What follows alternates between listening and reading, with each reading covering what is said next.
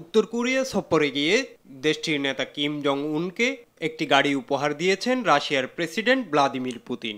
গাড়িটির নাম Aorus limousine. পাশাপাশি উপহারের তালিকায় আরও ছিল একটি টি সেট এবং অ্যাডমিরাল ড্যাগার। কার ম্যাগাজিনের এক প্রতিবেদন অনুসারে অরাস গাড়ির উৎপাদন শুরু হয় 2018 সাল থেকে। রাশিয়ার প্রেসিডেন্ট ভ্লাদিমির পুতিন সেই থেকেই একটি অরাস সেনাট গাড়ি ব্যবহার করছেন। এটিই এখন রাশিয়ার প্রেসিডেন্টের আনুষ্ঠানিক গাড়ি। গত মে মাসে ক্রেমলিনে তার শপথ অনুষ্ঠানের দিনে ভ্লাদিমির পুতিন ওই গাড়িতে চড়েছিলেন। ওয়ালটন ফ্রিজ কিনে অনেকের মতো আপনিও হয়ে যেতে পারেন মিলেনিয়াল। সেরা পণ্যের সেরা অফার। 2023 সালের সেপ্টেম্বরে কিম জং উন রাশিয়ার পূর্বাঞ্চল সফরে গিয়েছিলেন। সেই সময় পুতিন তাকে একটি কালো রঙের অরাস গাড়ি দেখান।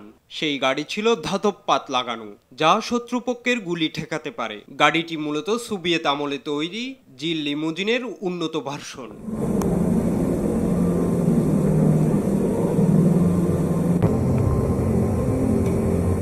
পাল্টা উপহার হিসেবে ভ্লাদিমির পুতিন পেয়েছেন অনেকগুলো চিত্রকলা, যেখানে মূলত তাকেই আঁকা হয়েছে। পাশাপাশি নিজের আবক্ষ মূর্তিও কিম জং উনের কাছ থেকে পেয়েছেন তিনি।